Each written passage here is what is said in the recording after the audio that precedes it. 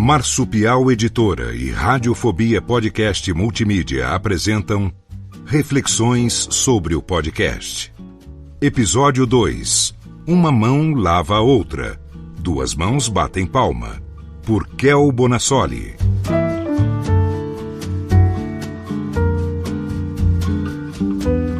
Olá, aqui é a Kel Bonassoli da cerejaflamejante.com.br. Fique confortável na poltrona, ajuste o foninho e se prepare para uma viagem no túnel do tempo. Eu vou ler esse capítulo na íntegra, mas eu preciso que você leve em conta que ele foi escrito em 2014. São quase 10 anos de história. Vamos? Uma mão lava a outra, duas mãos batem palmas.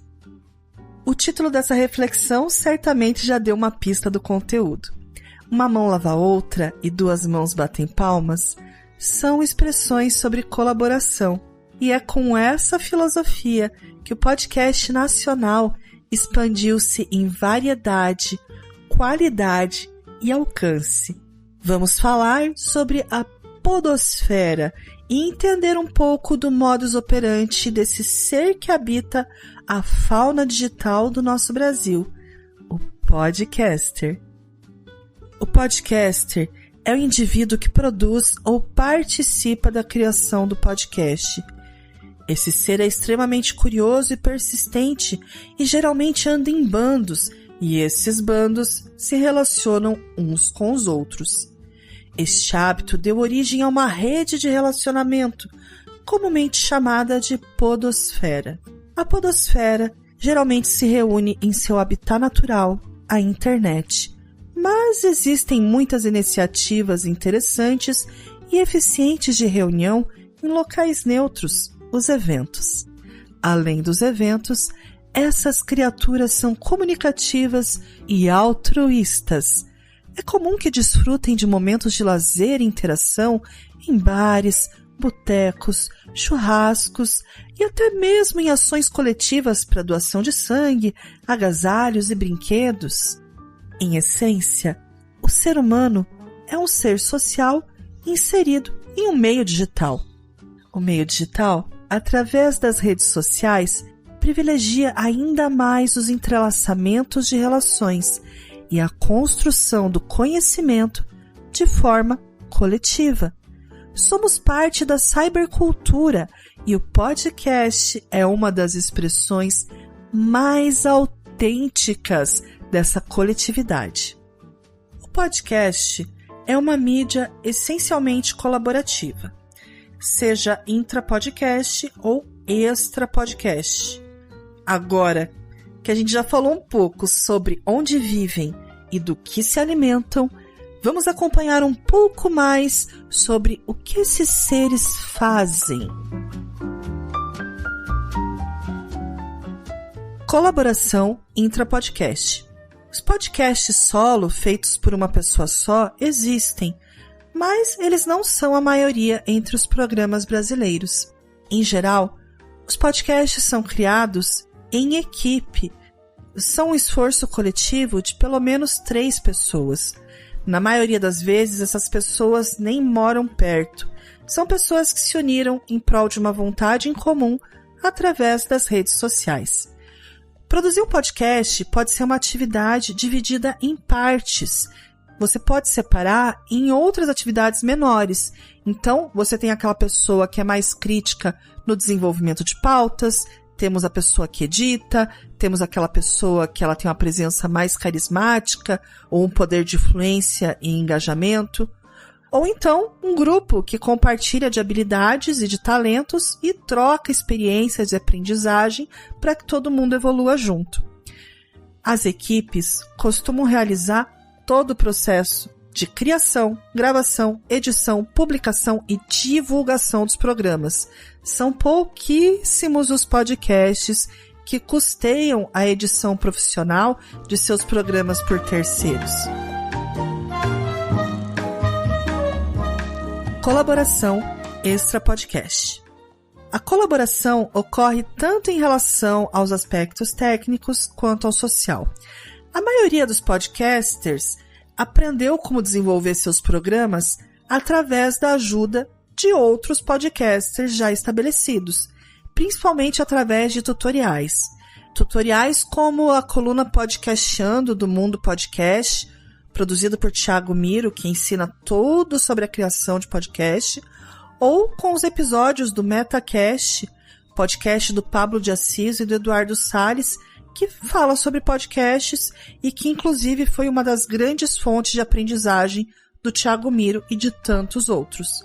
A máxima aqui se confirma: uma mão lava a outra. O conhecimento propagado cada vez se expande em mais canais e para mais pessoas. Outra grande fonte que precisa ser acreditada são as comunidades e os fóruns em que os podcasters iniciantes solicitam a ajuda dos veteranos. Esses grupos de discussão possibilitam que os problemas sejam resolvidos muito mais rápido. Assim que você posta no feed, a informação se espalha para todos os membros e a solução vem bem mais rápido. O grupo mais antigo é o Podcasters BR. Esse grupo já foi lista de e-mail e conta com a sua versão no Facebook e no Google+. A grande vantagem do podcast é o seu poder de alcance. O podcast é um produto relativamente barato e que pode impactar milhares de ouvintes. Para expandir o seu alcance, o mais importante é que as pessoas assinem o seu feed. E é nesse ponto que entra o pulo do gato. Os podcasters compartilham de estratégias para ampliar o alcance e o crescimento dos programas. Como eles fazem isso? Através da troca de influência, compartilhamentos e apadrinhamentos. Participações, entrevistas e crossovers. Uma das estratégias mais inteligentes para você crescer a audiência do seu podcast é essa. Você pode convidar um outro podcast para ser entrevistado no seu, ou você pode convidar um especialista do nicho do seu podcast para participar no seu programa, ou 2 podcasters podem se reunir para fazer programas mesclando os 2 shows e assim divulgar em ambos os feeds, ou parte 1 e parte 2, cada um no feed, para motivar que os ouvintes de um visitem o outro. Então, essa estratégia nada mais é do que aproveitar essa moeda social e a influência das pessoas para conseguir mais audiência.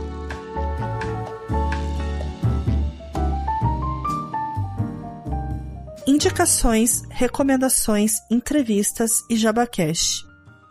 Um outro fenômeno que aconteceu na podosfera foi esse JabaCast. Essa ideia surgiu primeiro no Filecast, que passou a se chamar PirataCast, e ela é praticada de uma forma adaptada por outros programas. O que é o JabaCast? Então, o JabaCast significa você reunir vários programas e falar sobre esses programas. Então, você faz um episódio onde cada produtor vai falar sobre o seu programa. Então, o JabaCast, ele foi o primeiro multi-crossover jabazístico de toda a história dos podcasters. Então, imagina você que no Skype vários grupos se reuniram, foi feita uma agenda e eram chamadas essas pessoas, representantes de cada podcast, para gravar o seu trechinho se autodivulgando. E esse JabaCast foi publicado no PirataCast. Ele era um podcast com maior alcance. Então foi a forma de apresentar para o público deles esses outros programas. Então teve o Buráculo TV, o QG Podcast, o AnimeCast, o Nowloading, o Dotcast. Então, todos esses participantes falaram sobre a mídia podcast e responderam perguntas uns dos outros sobre os seus programas. O principal diferencial do JabaCast para os demais crossovers é que todos os participantes publicaram o episódio nos seus feeds. Então, além do próprio PirataCast, todo mundo que participou publicou também esse episódio. Isso aconteceu no dia 21 de agosto de 2008. Esse projeto se repetiu no dia 20 de novembro, também de 2008, e dessa vez teve a participação dos podcasts das antigas Skatecast, Depois das 11, Eduardo Moreira, Nerd Curitibano e Papo de Gordo, além do próprio Filecast. Uma outra coisa muito comum é que os podcasters que participaram de crossovers ou de outros programas divulguem essas suas andanças podcastais nos seus programas. Então, geralmente, durante a leitura de e-mail, eles anunciam em quais programas eles estiveram, onde eles foram entrevistados, e esses links vão compor a postagem do episódio. Então, é uma forma de ativar o SEO, né? Construir um backlink para melhorar o posicionamento do site no ranking do Google. Quanto mais o podcaster participar de outros programas, além dele ajudar o anfitrião que está recebendo ele está divulgando a si mesmo e ao seu site, produzindo backlink. Então, mais uma vez, uma mão lava a outra, duas mãos batem palmas e assim todo mundo sai ganhando, né? Fora essa modalidade vinculada de participação, alguns produtores divulgam colegas e parceiros ou simplesmente algo que gostaram nos seus programas, o que resulta na mesma equação que eu falei antes, né? Essas recomendações, elas nem sempre ocorrem no mesmo meio, né? No caso, no podcast. Às vezes elas acontecem por forma de texto, de blog, nas fanpages do Facebook, e um produtor recomenda o outro. E por fim, e não menos importante, temos a modalidade de podcasts de entrevistas, como a série Arquivo Confidencial do Mundo Podcast e a série 20 Perguntas do Bacanudo. Enquanto o primeiro tinha intuito de entrevistar podcasters já estabelecidos, o segundo ampliou para outras personalidades, mas com esse formato de entrevista, ele se tornou rapidamente conhecido e querido da podosfera. A cultura do comentário. Seu comentário é o meu salário é uma frase muito comum na blogosfera e também é compartilhada pelos seres da podosfera. É comum e gentil comentar no podcast do coleguinha, da mesma forma que é normal pedir por comentários durante seu programa. Existe também uma necessidade que não é declarada de retribuir os comentários de quem comentou no seu programa. Ou seja, é uma cultura que, além dos comentários dos próprios ouvintes, cresce com comentários entre os produtores de conteúdo.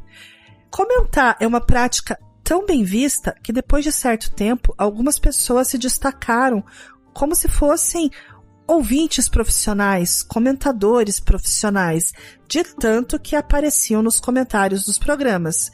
Por conta desse conhecimento, primeiro surgiu uma coluna de recomendações e, em seguida, uma iniciativa apadrinhada pelo Mundo Podcast virou um podcast.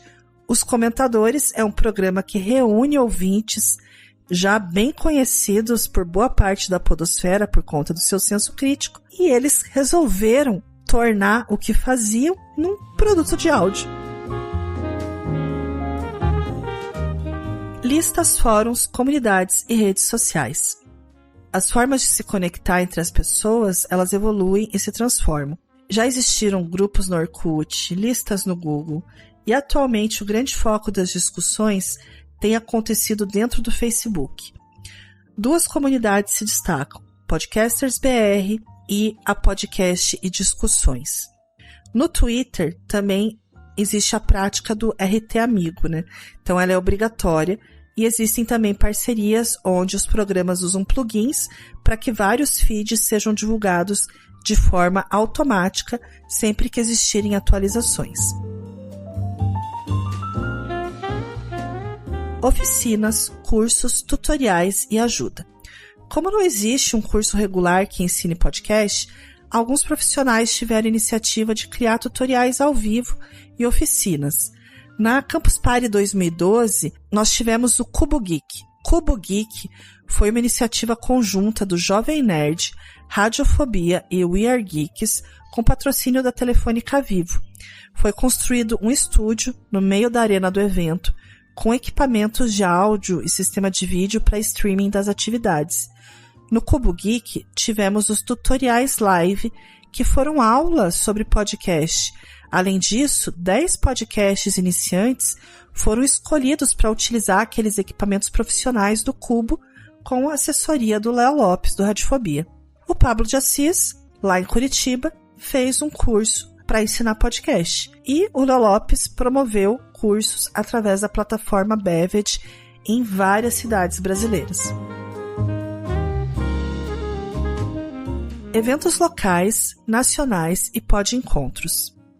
A nossa história é feita de muitos eventos exclusivos para podcast. O PodCon foi um evento que acabou sendo absorvido pelo FMDS, Fórum de Mídias Digitais e Sociais, ambos em Curitiba. Mas o grande encontro da podosfera, com certeza, é a Campus Party, tanto na edição nacional quanto na edição de Recife, reunindo vários produtores de conteúdo que já criaram a cultura de se sentar nas mesmas bancadas para produzir integração, mostrar que a comunidade tem crescido, e isso é visível. Muitos desses produtores são convidados diversas vezes para palestrar no evento, mostrando que mesmo para aqueles que não monetizam o produto, podcast é coisa séria sim. Foi na Campus Party que o Radiofobia promoveu a Maratona Podcastal. Foi por causa da Campus Party que surgiu o Metacast, e foi por lá que muitas vozes se tornaram rostinhos reais para mim e para produtores e ouvintes que mantêm contato sonoro ao longo dos anos.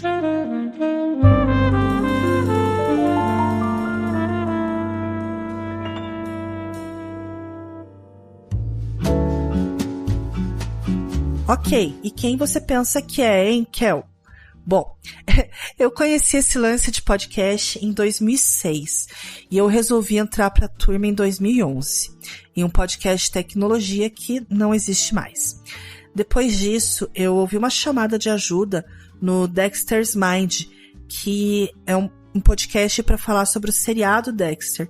Foi assim que eu conheci o Pablo, a Isabela Cabral, o Gabriel, o Arley e o Esquilo.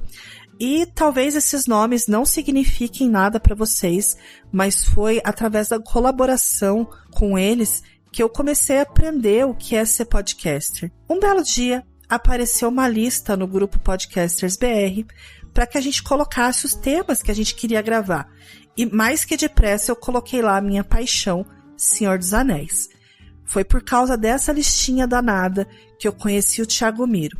E desde então eu fiz parte também do Mundo Podcast, um portal de podcast no qual eu gravo, escrevo e eu tô sempre aprendendo e tentando ensinar. Foi por causa de um FMDS que eu conheci o Sr. Seu Panda. Ele já fazia 2 podcasts, Pauta Livre News, de humor, e o Diecast Connection, de colecionismo. E ele resolveu criar um novo podcast. Foi por conta dessa amizade que eu entrei também no Cruzador Fantasma, de quadrinhos. Mas o que eu quero dizer com tudo isso? O que eu quero dizer é que, apesar das brigas e de alguns distanciamentos entre a primeira e a segunda geração, em que boa parte dos podcasts deixaram de ser hobby e passaram a ser negócio e render dinheiro, a maioria de nós está sempre circulando, se ajudando, mesmo aqueles que se estranham, né?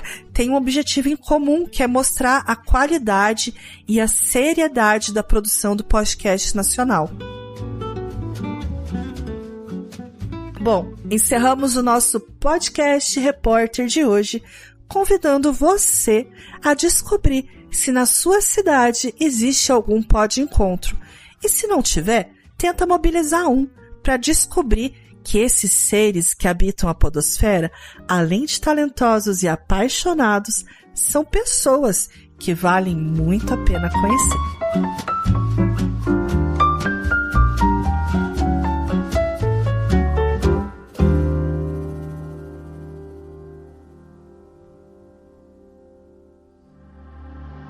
Este podcast foi publicado pela Radiofobia Podcast Network. Acesse radiofobia.com.br/podcast para conhecer e ouvir todos os nossos programas. Ou assine no seu agregador de podcast preferido. Esperamos você no próximo episódio.